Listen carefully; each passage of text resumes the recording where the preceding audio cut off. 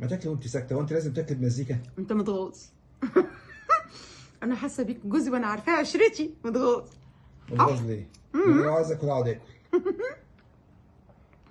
انت عمال تقول لي غلط. الانسان لازم يبقى عنده مبدأ في حياته. وانا عندي مبدأ. حد قبل كده قال لك ان انا ما باكلش بالليل؟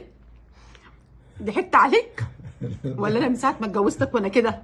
والله لا، بس انت قلت لي لا، انا عشان قلت لك الحرق بالليل ما فيش حرق بالليل، فانا لازم ما تاكلش. انت قلت، انا اقتنعت. بدات تروح الجيم عشان خاطر تحافظ على فكره. بص اقول لك على حاجه.